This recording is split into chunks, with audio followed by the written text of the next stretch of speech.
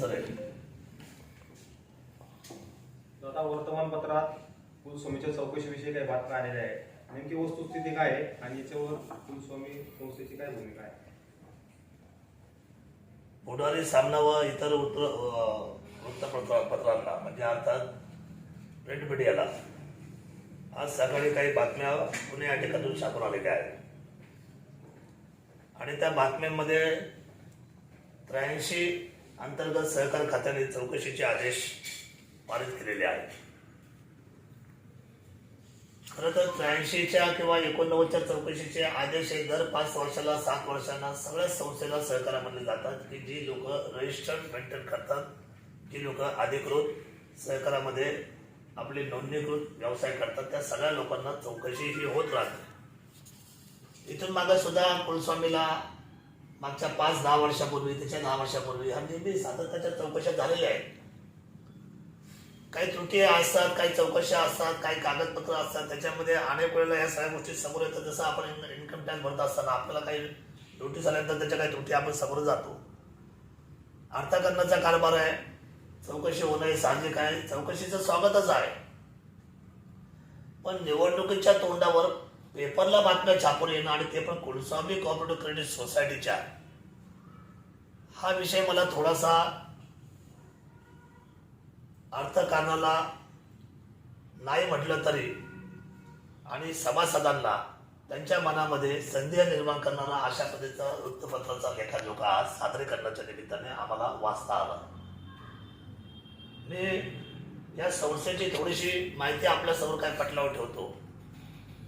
83ची चौकशी चालू आहे, ती आता त्याचे निर्देश आलेले आहेत, त्याला संस्था सामोरं जाणार आहे आणि आमचे त्या ठिकाणी सहकार्य करणं हे आमचं योग्यतेचं काम आहे. कारण आम्ही ते उचित पद्धतीच्या चौकशीला सामोरं गेलोही पाहिजे आणि ऑडिट होणं आणि त्याच्या कागदपत्राच्या चौकशीला सामोरं जाणं हा संस्थेच्या हिताचा आणि सभासदांचा सुद्धा बळकटीचा विषय आहे. अर्थकारणाची एक ताकद आहे, आम्ही त्याला डिनाय करणार नाही, आमच्या दृष्टीने ते योग्यतेचं आहे. पण तो पेपरला बातमी येऊन कुलस्वामींची चौकशी लागली, कुलस्वामीची चौकशी लागली, सगळ्यांच्या चौकशा लागतात सहकारामध्ये, पण कुलस्वामीची चौकशी लागली या आज जे काही समजा हेडिंगची बातमी आलेली आहे ती माझ्या दृष्टीने अर्थकारणाला शोभनीय किंवा ती बरी नाहीये, ती अर्थकारणासाठी पोषण नाहीये. कुलस्वामी कोऑपरेटिव्ह क्रेडिट सोसायटीची स्थापना वडदच्या काही सुपुत्रांनी आणि आमचे वडील त्यांचे मित्र असल्यामुळं या सर्वांनी मिळून 1984ला काळा चौकी या ठिकाणी केली. 1984 पासून तर 2015 पर्यंत संस्थेच्या 21 शाखा होत्या, म्हणजे 21 ब्रँचेस होत्या आणि ह्या 21 ब्रँचेसच्या जागेमध्ये त्या ठिकाणी जर बारकाईने विचार केला तर ही संस्था ज्या वेळेला हातामध्ये आली त्यावेळेला या संस्थेची ज्या ठेवी होत्या या ठेवी 318 कोटीच्या होत्या 2015ला. आणि 2015ला ज्या वेळेला आमच्या नेतृत्वाखाली हे संपूर्ण संख्या बळकून आम्ही ज्या वेळेला हे संपूर्ण सहकार पुढे नेण्याचा प्रयत्न केला तर 21 नंतर त्या 38 शाखा म्हणजे 17 शाखेची वाढ झाली आणि जे ठेवी ज्यावेळेला 318.81 कोटी होत्या त्या आपल्याला विश्वास पटणार नाही, आजच्या मितीला 740 कोटीच्या ठेवी केवळ 5 वर्षामध्ये उभ्या झाल्या. सभासदांनी विश्वास ठेवल्यामुळे आजही नोटाबंदी किंबहुना करोनाच्या कार्यकाळानंतर सुद्धा ज्या बँकेमध्ये ठेवी ठेवाव्या लागतात त्याला आपण काय म्हणतो सेक्युरिड डिपॉझिट, ज्या संस्थेंनी वरच्या संस्थेत म्हणजे बँकेत ठेवावं लागतात, शेड्यूल्ड बँकेत ठेवावं लागतात, तर या सगळ्या बँकेमध्ये आम्हाला आमच्या नॉर्म्सप्रमाणे 245 कोटी रुपये ठेवायला पाहिजे अशा पद्धतीचा नियम आहे किंबहुना अशा पद्धतीचा मापदंड आहे. परंतु 245 कोटी तर राहू द्याच, आमच्याकडे एवढा एक्सेस पैसा सभासदांचा विश्वासाचा ठेवीचा आहे की आम्ही त्याच्यापेक्षा अजून 50 कोटी रुपये अधिकचे पैसे आम्ही वरच्या बँकेमध्ये सिक्युरिटी डिपॉझिट म्हणून ठेवलेले आहे. या संस्थेचे स्वमालकीच्या ज्या जागा आहेत त्या स्वमालकीच्या जागा जर आपण बारकाईने विचार केला तर त्या मागच्या 2015 पासून आतापर्यंत आम्ही 6 जागा स्वमालकीच्या घेऊ शकतो स्वतःच्या. आणि सभासद संख्या जी 2015ला 61,444 होती ती आजच्या मितीला 1,00,000 क्रॉस करून म्हणजे 1,04,000 सभासद ऑल ओव्हर ग्रामीण आणि मुंबईच्या शहरीकरणाचा विचार करता, उपनगराचा विचार करता 1,00,000पेक्षा अधिकच्या सभासदांनी आमच्याबरोबर व्यवहार करायचा, सभासद करण्याचा, शेअर घेण्याचा, कॅपिटल ठेवण्याचा, भांडवल ठेवण्याचा, कर्ज घ्यायचा निर्णय केलेला आहे. या संस्थेचं वसत भाग भांडवल जर विचार केला तर 2015 मध्ये 14.6 कोटी होतं. आजच्या मितीला 41 कोटी रुपयाचं महसूल भाग भांडवल आहे. याचा अर्थ 26 कोटीने त्याच्यात वाढ झालेली आहे. राखीव निधी ज्याला म्हणतो आपण, राखीव जो निधी आपण राखीव करून ठेवतो, तो राखीव निधी 2015ला 16.45 कोटी होता. 2021च्या अखेरीस आता 2022 आत्ताच चालू झाले, डिसेंबर 2021 40.15 कोटी इतका आपला राखीव निधी आहे. म्हणजे आपण जवळजवळ 23.74 कोटीने आपलं त्या ठिकाणी राखीव निधी वाढलेला आहे. स्वनिधीचा जर विचार केला तर संस्थेची जी स्वनिधी 2015 होती ती 30.51 होती. स्वनिधी म्हणजे हा अंतर्गत गाभा आहे संस्थेची, जी ताकद आहे, स्ट्रेंथ आहे, की जिथे संस्था स्वतःची असलेली भांडवलदारी त्या ठाकरे उभी करते. त्याच्यामध्ये जवळजवळ वाढ झालेली आहे ती 81.21 म्हणजे 50.70 कोटीची वाढ 2015 ते 21 दरम्यान झालेली आहे. एवढं स्वनिधी आपल्या संस्थेचा या कुलस्वामी करोडचा वाढलेला आहे. सभासद ठेवी 318 कोटी होत्या, त्या आता 740 कोटी झाल्यात. म्हणजे या 5 वर्षामध्ये 421 कोटींनी आपल्या ठेवी डिपॉझिट आमच्याकडे सभासदांच्या वाढलेल्या आहेत. सभासद कर्ज आम्ही 226 कोटी 2015 पर्यंत संचालक मंडळांनी वाटल्या होत्या. यावेळेला वाढता व्यवसाय आणि प्रतिसाद लोकांचा पाहता कुलस्वामीचा जर पैसा घेतला तर कुलस्वामीच्या पैशाला जय आहे, कुलस्वामीच्या पैशाला विजय आहे. कुलस्वामीच्या पैशाने आमचा पैसा मागे जातो, तो थांबला जात नाही. या सद्भावनेने जवळजवळ 584 कोटी इतकी मोठ्या पद्धतीची कर्ज वाटपाची ताकद संस्थेने सभासदांच्या पाठीमागे मागणीनंतर उभी केलेली आहे. विशेषत्वाने गुंतवणूक जी आहे कुलस्वामीची ती 2015ला 115.52 कोटी होती. आजच्या 2021च्या डिसेंबर अखेरला 245.99 म्हणजे 246 कोटीची गुंतवणूक ही कुलस्वामी कोऑपरेटिव्ह क्रेडिट सोसायटीची वाढलेली आहे. संस्थेची जी जंगम मालमत्ता आहे म्हणजे स्थावर प्रॉपर्टी, ही प्रॉपर्टी 2015 पर्यंत होती 5.40 अवघी 5.40 एवढीच होती स्थावर मालमत्ता. 31/3/2021 अखेर कालच्या डिसेंबरच्या शेवटच्या दिवसापर्यंत आपली जंगम मालमत्ता झाली म्हणजे स्थावर मालमत्ता झाली जी मालकी हक्काची आहे ती 132.77 म्हणजे 132 कोटी.77 लक्ष एवढ्या मोठ्या पद्धतीची स्थावर मालमत्ता कुलस्वामींनी स्वतःच्या नावावर त्या ठिकाणी केलेली आहे. सन 2015 मध्ये स्वमालकीच्या शाखा ज्या होत्या त्या 11 होत्या. आता या मागच्या 5 वर्षामध्ये त्याच्यामध्ये भर टाकून 6 शाखा स्वतःच्या घेऊन 17 शाखा आता तिकडे स्वमालकी झालेल्या आहेत. आपण जर विचार केला तर सिडी रोशो जो आहे तो सिडी रोशो सुद्धा आपण एवढ्या करोना झाला, नोटाबंदी झाला, 2015च्या अर्थकारणाच्या व्यवहाराच्या उलाढालीच्या निमित्ताने जर विचार केला तर 66% त्यावेळेला सिडी रोशो होता. आणि एवढ्या सोडा तेजी मंदी होऊन, चढ उतार होऊन, नोटाबंदी होऊन, कोरोना मोठ्या काळामध्ये होऊन सुद्धा आपला शेअर रेशो त्या तुलनेमध्ये त्याच बरोबरीने त्याच पटीवर कायम ठेवण्यामध्ये संस्था यशस्वी झालेली आहे. मी मगाशी आपल्याला सुतवाच केल्याप्रमाणे प्रतिसेवक व्यवसाय किती असावा तुम्हाला मी सांगतो. काही संस्थेचे 1-2 कोटीचे फक्त व्यवहार वाढत होतात डिपॉझिटच्या वर्षभरामध्ये. आपल्या संस्थेला दर प्रतिसेवक जो व्यवसाय आहे, आमचे जे व्यवसाय जे काही सेवक काम करतात त्या प्रतिसेवकच्या जर तुलनेचा विचार केला तर प्रति सेवकाचा 2015 मध्ये 3.41 कोटी इतका त्यांचा व्यवसाय होता. त्याच्या डोक्यावरती एक प्रति सेवकाच्या डोक्यावर जर आपण समजा सरासरी काढला तर 3.41चा आपला व्यवसाय होतो.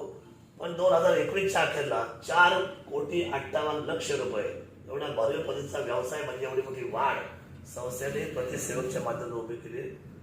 दैनंदिन वसुली प्रतिनिधी 369 होते 2015ला. आजच्या मितीला 2021ला 456 आपल्या दैनंदिन प्रतिनिधींची मागणीप्रमाणे वाढ झालेली आहे.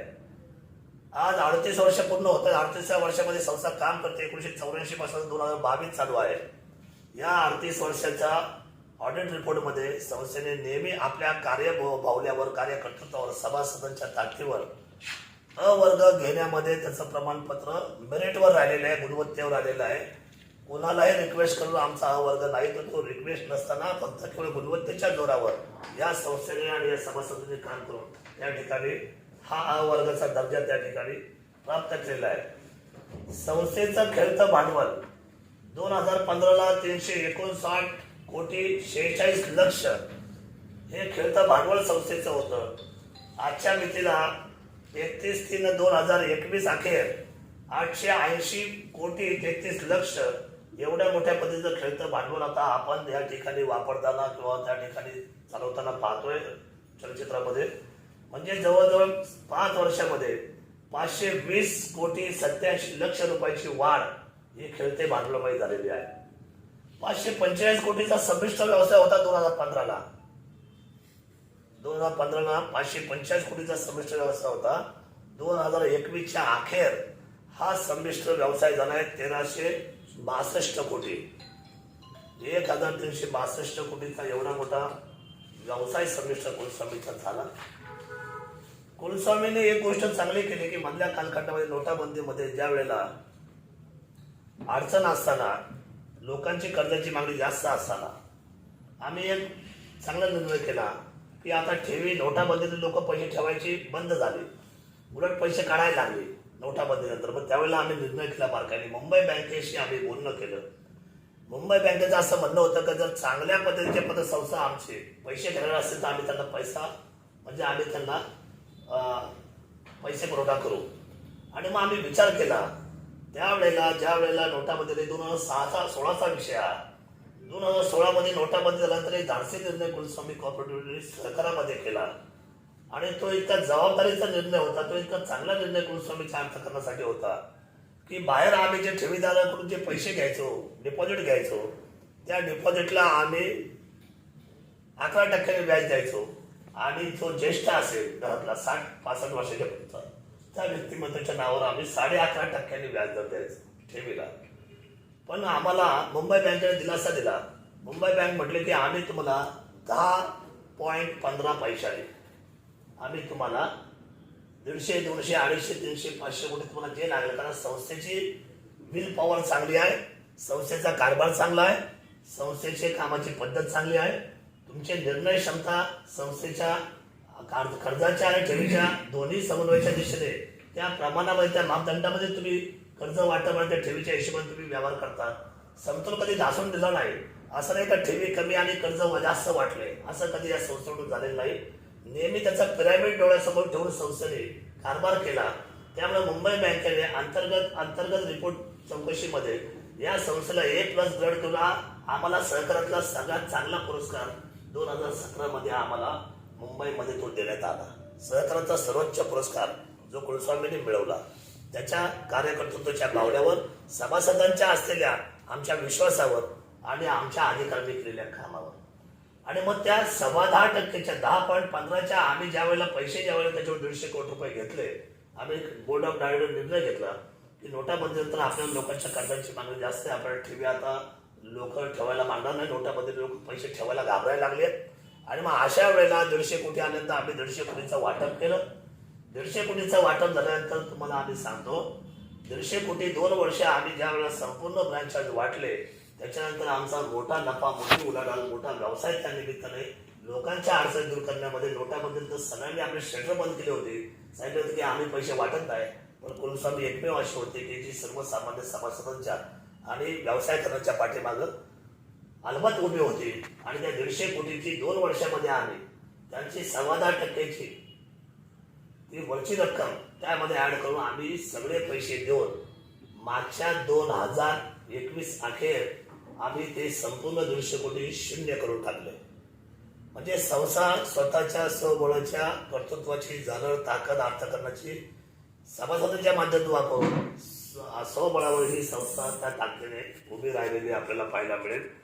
दुसरी बाब अशी आहे की ज्या वेळेला कोरोना झाला, कोरोनाच्या काळामध्ये आणि त्याच्या कोरोनाच्या कालखंडानंतर मागच्या वर्षी म्हणजे या गोष्टीला 2 वर्ष आधी दोन्ही वेळेला आपण 9% डिव्हिडंड दिला. अशा वेळेला ज्या वेळेला बाकी सगळे लोक 60%, 7.5%, 8% आणि फार फार तर 8.5%, पण कुलस्वामीने अव्वल पद्धतीचा डेबिट सभासदांना दिला तो 9%चा आणि तो कायमस्वरूपी ठेवला.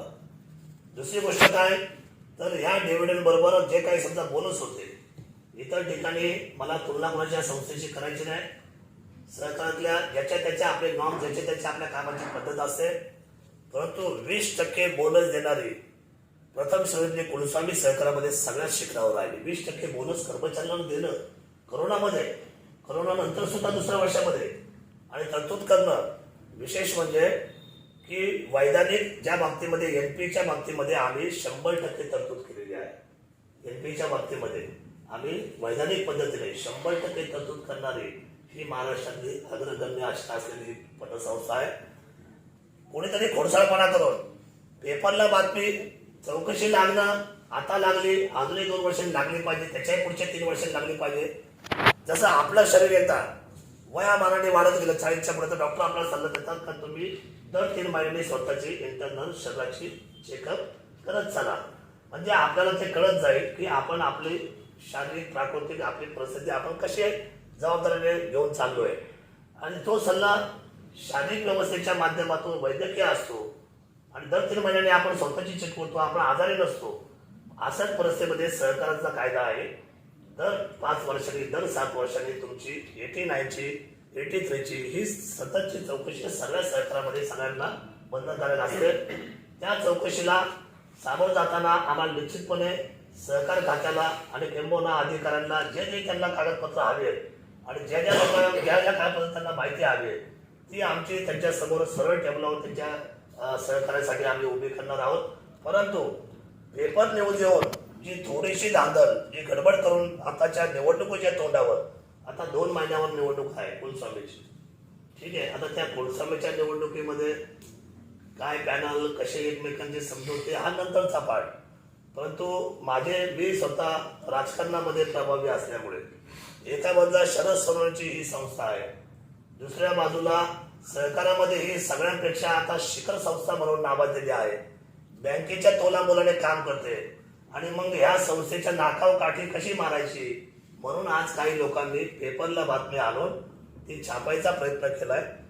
थोडंसं वाईट ह्या गोष्टीचं वाटणारच आहे की बाबा एवढ्या मोठ्या पतसंस्थेचा जर चौकशी लागलेलीच आहे तर लागलेलीच आहे, पण त्याच्यासाठी गाजावाजा कशाला पाहिजे. तो गाजावाजा झाला की कसं असतं की त्या गाजावाजाने सभासद हा भयभीत होतो, तो घाबरतो. आणि मग आम्हाला आमच्या दृष्टीने आजची पत्रकार परिषद तेवढी महत्वाची वाटते की तुमच्या माध्यमातून सभासदांना शेवटी 1.25 लाख सभासद आहेत, 1 लाखापेक्षा अधिकचे सभासद आहेत आणि ह्या सभासदांना हा निरोप जाणं आमच्या दृष्टीने अतिशय महत्वाचं आहे. खरं तर राज्यस्तरीय ही पतसंस्था आहे. मी सांगायचं थोडं विसरलो आपल्याला करायला. ही राज्यस्तरीय पतसंस्था ही काही कुठल्या भागासाठी मर्यादित नाही. ही महाराष्ट्र राज्यामध्ये कार्यक्षेत्र आहे तिचं. नाशिक पासून तर कोल्हापूरपर्यंत आणि पाचगणी पासून तर इकडे पश्चिम महाराष्ट्रापर्यंत आणि इथून तर मुंबईच्या सगळ्या उपनगरामध्ये राज्यस्तरीय काम करणारी ही संस्था आहे की ज्याची उलाढाल 1,000 कोटीच्या आता पुढे गेलेली आहे. राज्यस्तरीय संस्थेची जे काही नॉर्म्स आहेत त्या नॉर्म्समध्ये जे प्रायव्हेट ज्या टॉप संस्था येतात त्याच्यामध्ये 1,000 कोटीचा टप्पा गाठून पुढे जाणारी ही राज्यस्तरीय संस्था. याच्यामध्ये आपण A ग्रेडमध्ये आहोत आणि या संस्थेची तपासणी करण्याचे प्रशासनाने कंपल्सरी केलेले आहे. म्हणजे आपल्या संस्थेने केले असं नाही, ज्या ज्या लोकांची 1,000 कोटीच्या पुढे उलाढाल झाली त्या लोकांच्या चौकशा या कायद्याने बंधनकारक केलेल्या आहे. काइंड फॉर इन्फॉर्मेशन आपल्या सर्वांसाठी. कुणाच्याही मनामध्ये ही शंका येऊ नये म्हणून मी हे वाक्य बोलतो की 1,000 कोटीपेक्षा ज्या लोकांच्या उलाढाली मोठे होतात त्यांच्या चौकशा लागणं कायद्याने बंधनकारक आहे. आणि म्हणून आपल्या संस्थेची चौकशी लागली आनंदाची बाब आहे. अयोग्य काही नाही.